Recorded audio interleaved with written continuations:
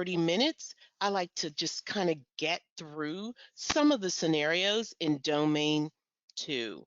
And I think, this is probably a domain that you can kind of complete on your own. But in domain 2, this is procedure coding, CPT, and the tasks for the exam are: number 1, you review medical record documentation and accurately assign CPT and HCPCS codes. And remember, CPT is HCPCS level 1 codes. Number 2, apply appropriate E&M coding guidelines for all categories. 3, assign appropriate CPT HCPCS modifiers. 4, apply appropriate CPT HCPCS coding guidelines. And 5, demonstrate appropriate use of NCCI edits and guidelines. Okay, coders, let's get to it. Let's get to the good stuff. We're now going to open up our CPT manuals, and we are going to code these procedures. All right, which of the following diagnoses and procedure codes are reported? A, C76.41, 1140, 11401. B, C76.41, 11601. C, C43.61, 11601. And D, C43.61, 25075. Wide excision of a 0.65 centimeter malignant melanoma. Margins included from the right forearm. Which of the following diagnosis and procedure codes are reported? Okay, coders, your time begins now.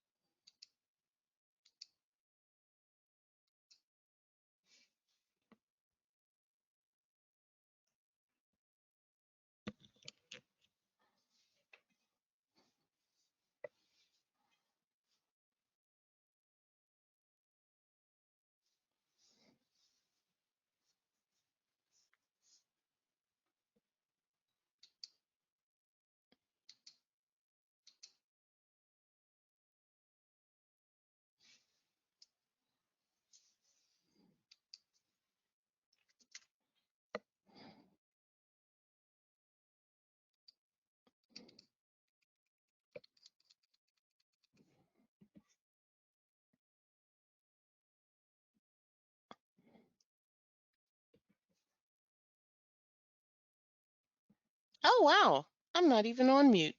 So I do apologize to that. Somebody said on to procedures. Outstanding. All right, so here are this is my inventory: 0.65 centimeters malignant melanoma and the right forearm. All right, so here's your tip. OMA can be an indicator that it's a tumor, right? However, melanoma is skin cancer. Doesn't necessarily mean it's a tumor, does it? Just thought I would tell you that. All right, and all of these OMAs, a lot of these are tumors. And then the melanoma, unlike the benign tumors listed above, melanoma is a malignant tumor of the melanocytes, indicating a form of skin cancer. So it's not like a deep tissue tumor. It's this, tumor within the melanocytes. All right, so I'm just going to go down and eliminate what I can on this list. So C43.61, this is malignant melanoma of right upper limb, including shoulder. I like that because we have malignant melanoma, right forearm, that's your upper limb. All right, C76.41, this is malignant neoplasm of right upper limb. The documentation doesn't say it's a neoplasm, so we're going to get rid of it. And look what we can eliminate on site. We can eliminate a couple of things, right? Indeed, indeed, we can. We can eliminate A and B. Boom, right? All right. So also we can eliminate 11401. We know that's excision of benign lesion. You can't be malignant and benign. No. So 11401 has to go. And we can also, what is this? How did I do this? That's not correct. We don't want to get rid of that. No. All right. It was some slip. And also we can get rid of the excision of tumor, soft tissue of forearm, and risk subcutaneous less than 3 centimeters. So again, for the reasons that I mentioned, we're malignant melanoma is a tumor of the melanocyte. So that's a cell, not necessarily in on the arm, and it's definitely not subcutaneous. It's a neoplasm. So we are going to get rid of 25075. I'm getting rid of all of these. So what do we eliminate? We eliminate A, C76.41 because it's not a neoplasm. It is melanoma. And we're going to get rid of B as well. And also A is coding for a benign excision. Gotta go. And we're going to get rid of D because D, while it's coding for the malignant melanoma, the excision tumor of the soft tissue down to the subcutaneous level, that didn't happen. And C is our answer. And 11601 is excision of malignant lesion, including margins, arms, trunk, arms, or legs, and excised diameter of zero point 0.6 to 1.0 centimeter. And the answer is C. You all didn't need me. You all got that. Outstanding. All right, let's go to number two. Number two. All right, the physician performs therapeutic injections of both of the patient's facet joints at L1 to L2 and L2 to L3 using fluoroscopic guidance. How is this coded? All right, coders. A, 64493, 50 modifier, 64494, 64494. B, 64490, 50 modifier, 64494, 50 modifier. C, 64493, 64493. And D, 64495. Your time begins now.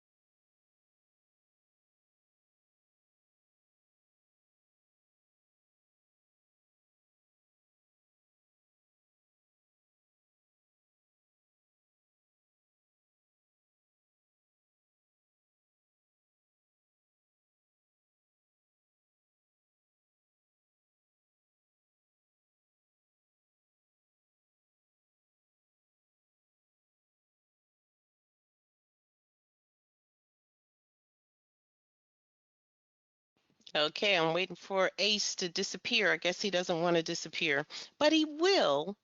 But I guess I can't wait. Come on, Ace. All right.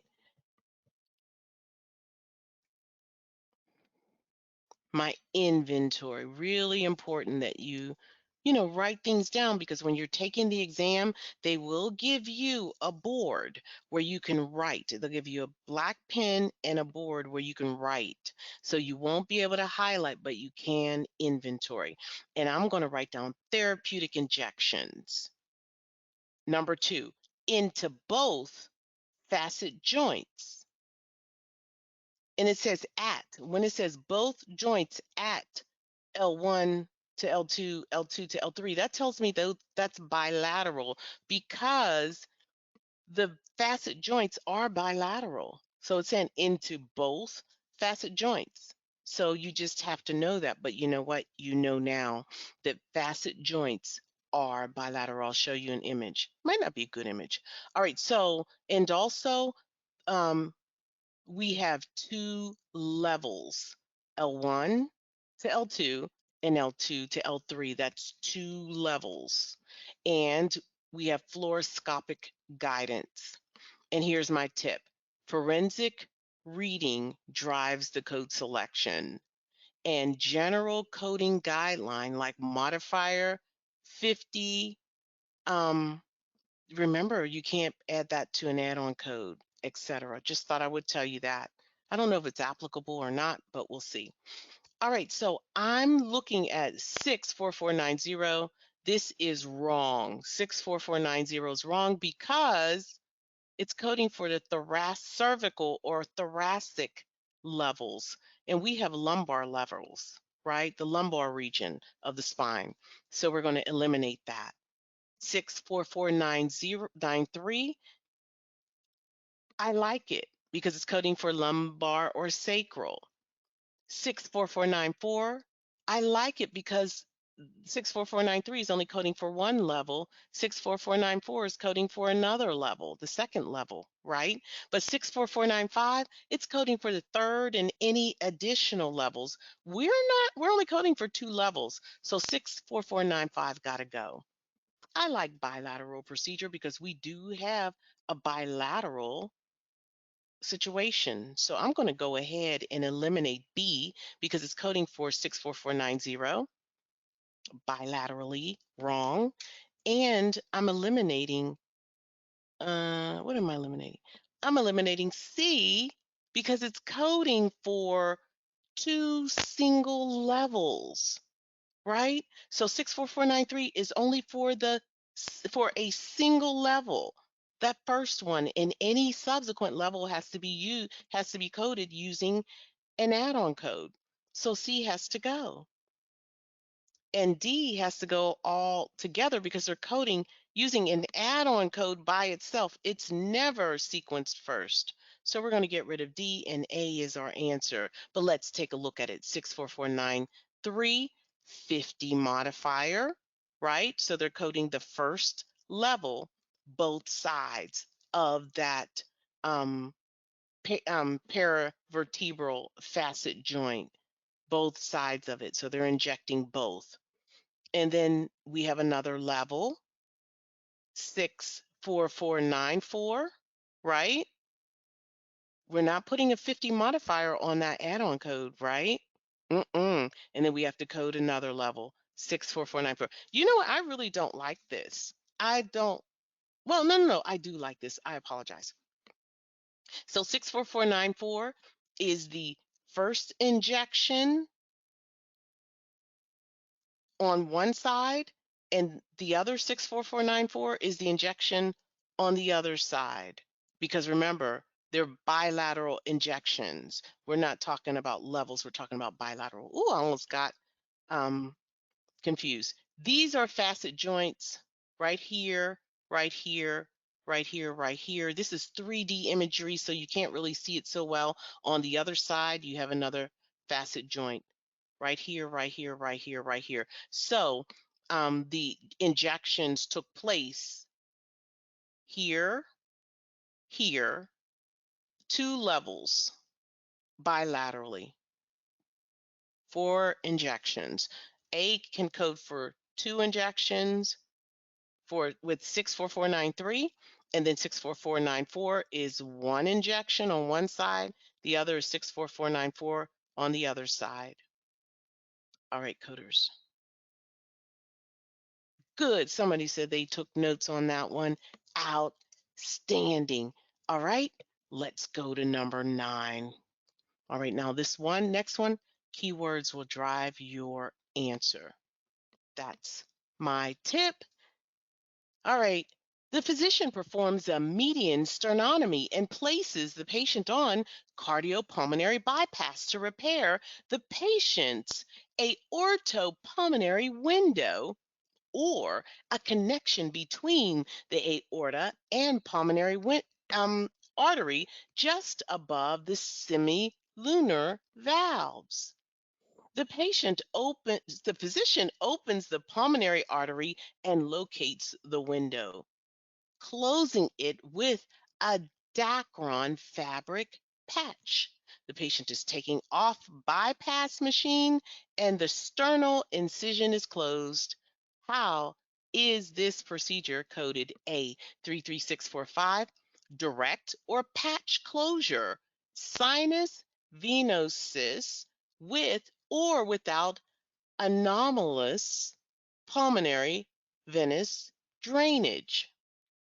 B, 33813, obliteration of aortopulmonary septal defect without cardiopulmonary bypass. C, 33814, obliteration of aortopulmonary septal defect with cardiopulmonary bypass. And D, 33917, repair of pulmonary artery stenosis by reconstruction with patch or graft. Okay, coders, your time begins now.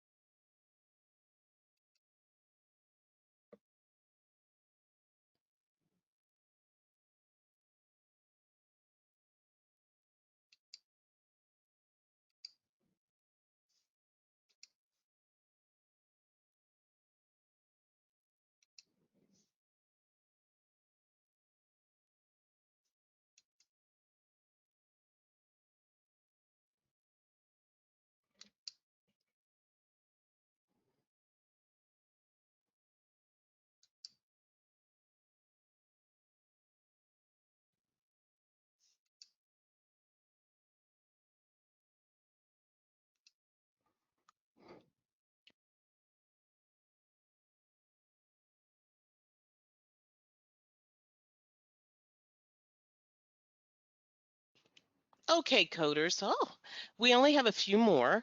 And I want to, next week, I really want to touch on some E&M codes, and then we'll go into domains 3 and 5. It's going to be a little more lecture, but we will have scenarios, but not as many, so we can get it done.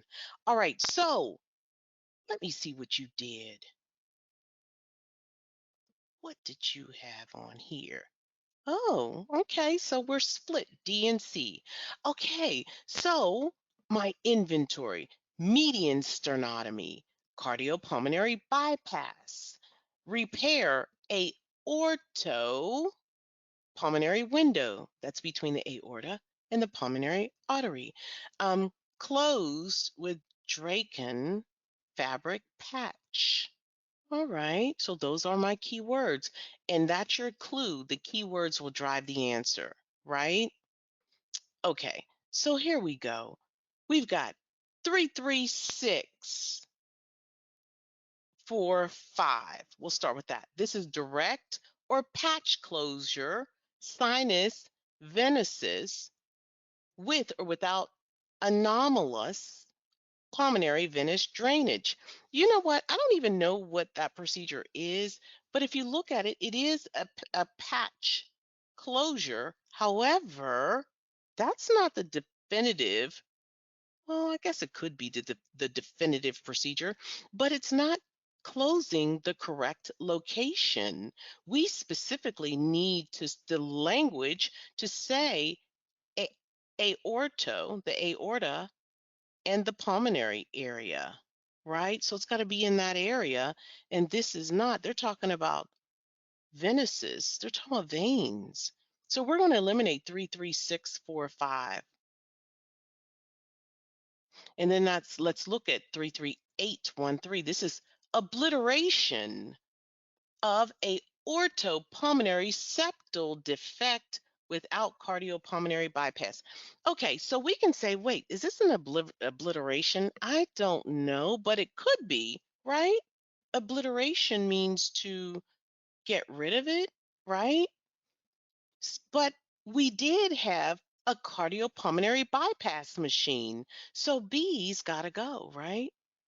Yeah. C, this can stay. We have enough keywords that it should stay. We have aorta, pulmonary, the aorta, and the pulmonary window, and cardiopulmonary bypass. That's huge. That is a machine that breathes for the patient and pumps the patient's heart. It serves as the patient's heart. It's a huge, huge thing. So it should be coded for. All right, so I kind of let the cat out of the bag. All right, so 33917. This is repair of pulmonary artery stenosis. Hold up.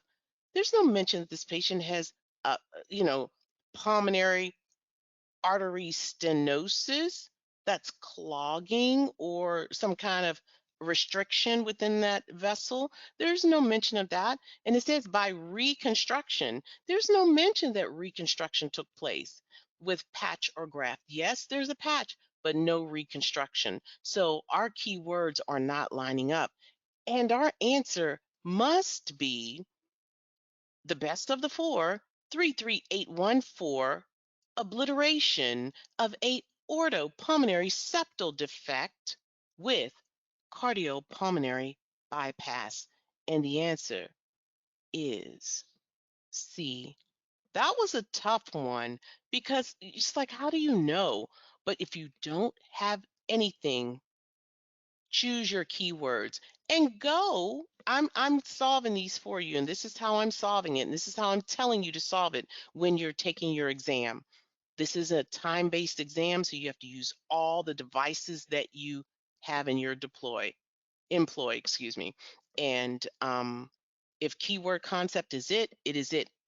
And keyword concept is working because these answers are correct.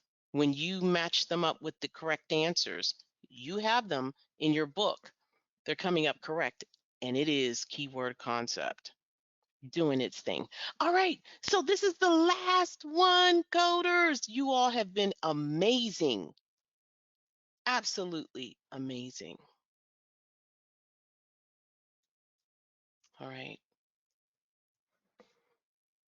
The physician orders the following blood tests, which are performed together at the office: carbon dioxide, chloride, potassium, sodium. How are these tests coded? All right. A, 82374, 82435. 84132, 84295B, 82374, 82436, 84133, 84302, C, 80051, D, 80053. Okay, coders, some of you have answered already. Standing ovation. You were paying attention in part 3. Outstanding. All right, coders, your time begins now.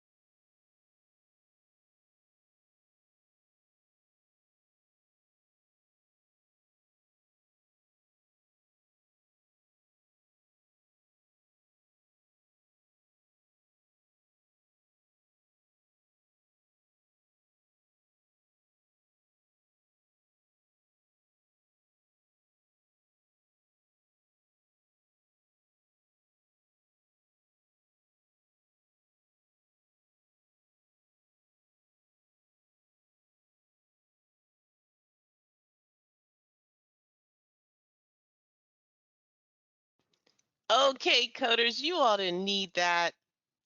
Way to go, way to go, way to go. All right, so there's the inventory. These tests were carbon dioxide, chloride, potassium, sodium. We need to do, we know that when you are coding for tests, if there is an available panel, we must code it. And we have one. We have an electrolyte panel, carbon dioxide, chloride, potassium, and sodium. So we must do, we are not allowed to break them apart, and your pathology guidelines will drive your answer. Use a panel if all tests within the panel were carried out, and this is our case. And all of you who've answered said C. Outstanding. All right, so I do want to end things and I want to kind of give you some guidance before we go. So please give me a moment to adjust my screen.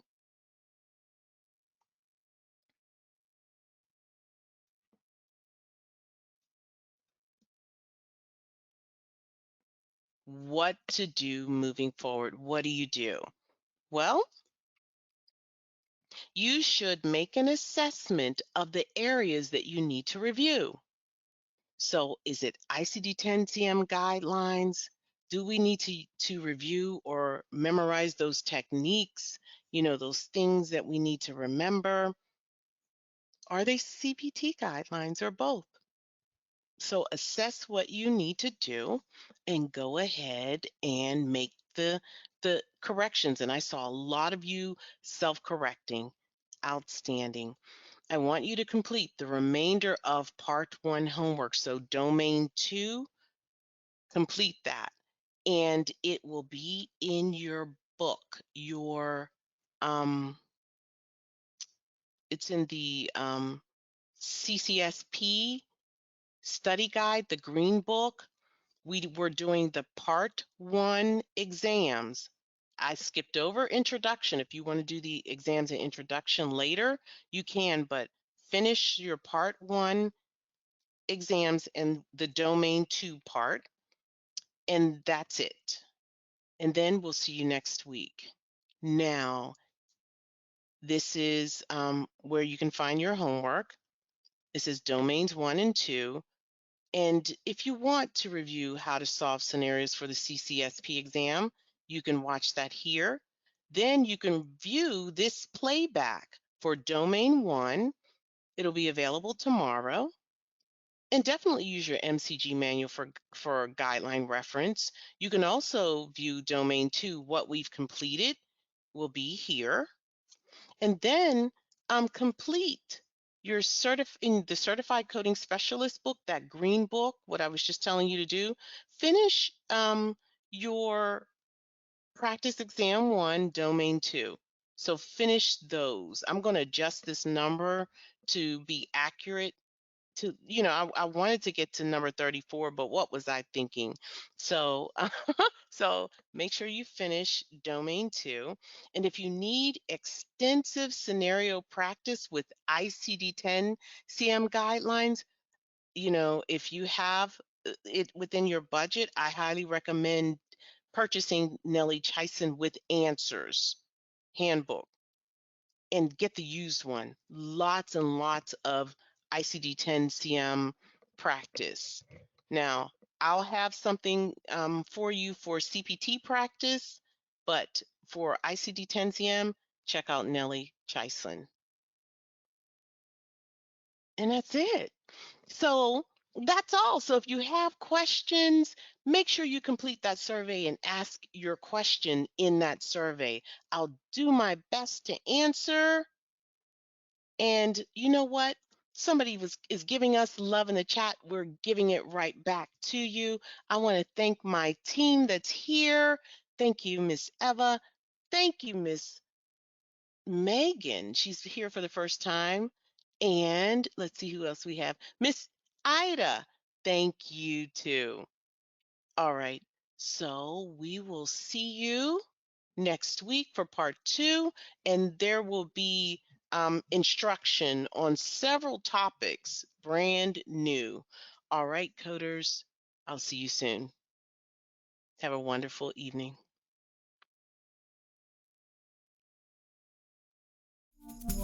Thanks for tuning in, and until next time, happy coding!